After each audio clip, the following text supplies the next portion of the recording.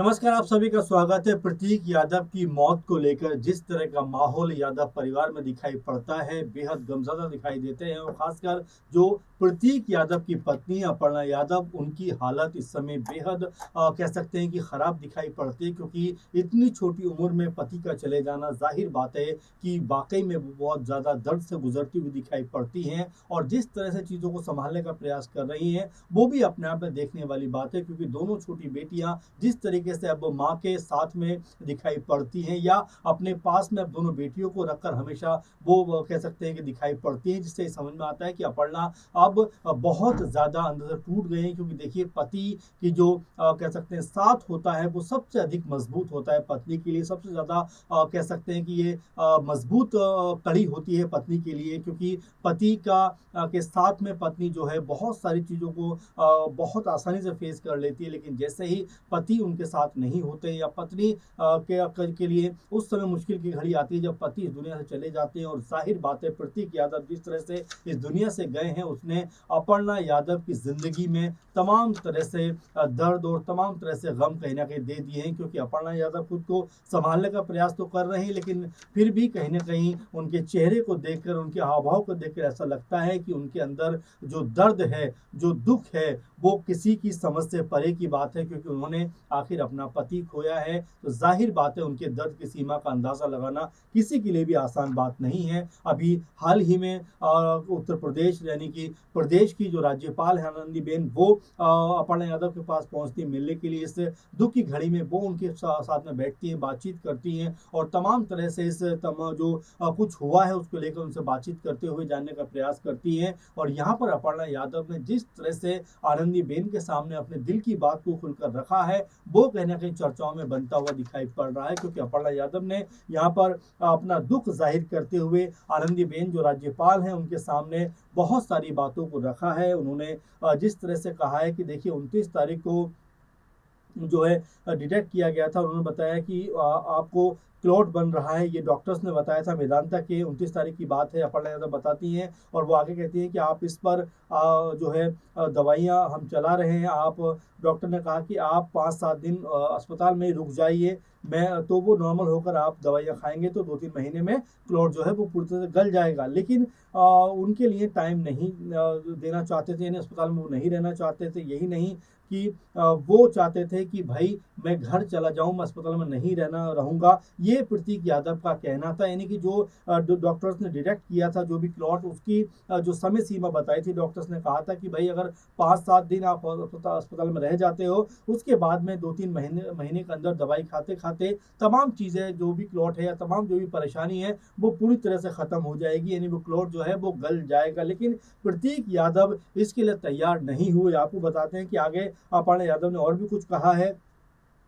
अपर्णा ने कहा कि प्रतीक यादव ने ये बात नहीं मानी और वापस घर आ गए। उन्होंने ये कहा कि ये नहीं माने और वापस आकर ऑफिस आना जाना शुरू कर दिया, रूटीन वाले काम शुरू कर दिए, ऑफिस आने जाने लग गए, दोस्तों के साथ में उठने बैठने लग गए, किताब पढ़ने लग गए। और उस परेशानी को आप अस्पताल में ही एड्रेस कर सकते हैं। कम डोज होती है और तब तक आप घर नहीं आ सकते, तो अस्पताल में आपको रहना पड़ता।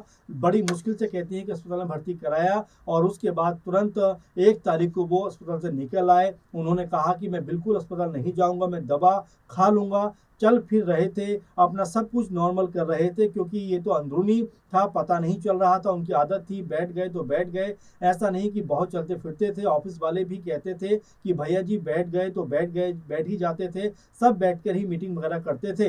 अपर्णा कहती हैं कि 29 तारीख की बात है, जब वो उन्हें छोड़कर एयरपोर्ट जा रही थी तो अचानक उनका फ़ोन आ गया और उन्होंने कहा कि दिक्कत हो रही है अपर्णा, तुम वापस आ जाओ। तो वो कहती है कि मैं तुरंत वापस आई और उन्हें अस्पताल ले जाना चाहती थी। ये कहने लगे कि नहीं, मुझे घर ही ले चलो। मतलब बहुत ज़्यादा जिद करते थे कि अस्पताल नहीं जाना है। उनको लगता था कि मैं इतना यंग हूँ, मैं क्यों अस्पताल में जाऊं। तो अपर्णा यादव ने जिस तरह की बातों को सामने रखा है, उससे कम से कम ये तो समझ में आता है कि प्रतीक यादव अस्पताल में रहना नहीं चाहते थे, या ये भी हो सकता है कि अस्पताल में उन चार दीवारी के अंदर उनका दम घुटता हो, वो अपने परिवार में अपने बच्चियों के साथ में रहना चाहते हो, इसीलिए वो एक तरीके से जो अपने घर जाना चाहते थे, अस्पताल में नहीं रहना चाहते थे। अपर्णा कहती हैं कि जिस तरह से वेदांता के डॉक्टर्स ने तमाम जो क्लॉट था उसको डिटेक्ट कर लिया था और ये कहा था कि भाई 5-7 दिन अगर आप दवाई लगातार अस्पताल में रहकर खाते हैं, यानी हॉस्पिटल में रहकर अगर आप इलाज करवाते हैं, उसके बाद 2-3 महीने की दवाई हम आपको दे देंगे, आप घर रहिए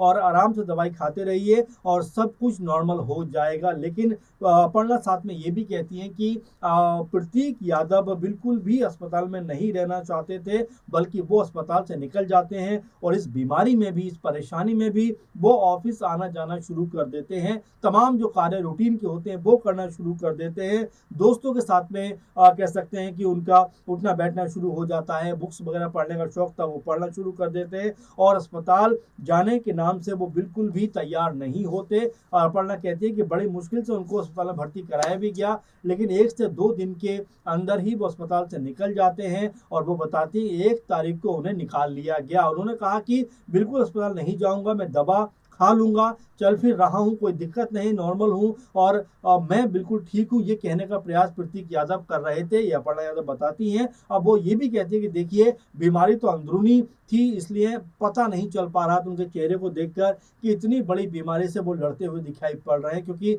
वो चलते फिरते थे, उठते बैठते थे, घूमते थे, तो बीमारी का अंदाजा लगाना मुश्किल नहीं था। ऐसे में जो लोग ऑफिस के थे वो भी कहते थे कि भैया जब ऑफिस आते थे तो बैठे के बैठे रह जाते थे और सब मीटिंग वगैरह बैठकर ही करते थे, यानी कि कहीं ना कहीं खड़े होने में उनको अब दिक्कत हो रही थी। लेकिन उसके बावजूद भी प्रतीक यादव ने अस्पताल जाने को लेकर कोई बहुत ज्यादा उत्सुकता नहीं दिखाई, बहुत ज्यादा अपनी पत्नी अपर्णा यादव की बात नहीं मानी और अपर्णा यादव ने जिक्र इस बात का भी कर दिया कि जब 29 तारीख को वो एयरपोर्ट जा रही थी, किसी जगह पर उनको जाना था, तो तुरंत एयरपोर्ट पहुंचते उनका पास फोन आ गया और अपर्णा को लेकर प्रतीक यादव ने ये कहा कि अपर्णा तुम तुरंत वापस आ जाओ। तो उन्होंने बताया कि मैं वापस आ गई और उन्हें अस्पताल ले जाना चाहती थी, लेकिन ये कहने लगे कि नहीं मुझे घर ले चलो, मतलब बहुत ज़्यादा जिद करते थे, अस्पताल नहीं जाना है। उनको लगता था कि मैं यंग हूँ, अस्पताल में क्यों जाऊँ, और इसी वजह से उनकी जो तबीयत थी वो बेहद ख़राब होती हुई दिखाई पड़ी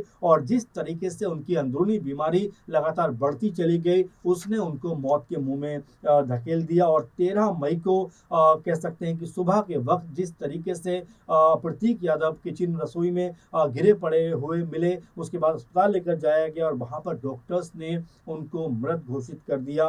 पोस्टमार्टम रिपोर्ट जब सामने आई उसमें भी कई तरह के कयास लग रहे थे कि कहीं कुछ और तो नहीं वजह है मौत की, कहीं कुछ और कारण तो नहीं है, लेकिन जब रिपोर्ट सामने आती है पोस्टमार्टम की उसमें पता चलता है कि उनके शरीर में थक्का जमने की वजह से उनकी मौत हुई है और इसी वजह से तमाम जो कयास थे वो कहीं ना कहीं स्टॉप होते हुए दिखाई पड़े। लेकिन महत्वपूर्ण बात क्या है जो अपर्णा यादव ने कही है, अब उन्होंने कहा है कि भाई अगर वो मेरी बात मान लेते, अगर वो अस्पताल में 8-10 दिन रुक जाते, इलाज करवा लेते वहां पर अपना, उसके बाद दवाई चलती रहती, तो शायद आज ये उनको ये दिन नहीं देखना पड़ता। लेकिन प्रतीक यादव ये समझते थे कि मैं अभी यंग हूँ, अगर मैं इस तरह अस्पताल में पड़ जाऊंगा तो कहीं ना कहीं नेगेटिविटी, जो निराशाजनक चीजें हैं वो मेरे ऊपर हावी हो जाएंगी, इसीलिए शायद वो अस्पताल में रहना नहीं चाहते थे। और यही अपर्णा बताती है कि जिस तरीके से उनको भर्ती कराया गया, 1 आध दिन रहने के बाद वो तुरंत घर की तरफ चल देते हैं कि भाई मुझे यहाँ पे नहीं रहना, मुझे घर लेकर चलो। तो इस तरह की बातें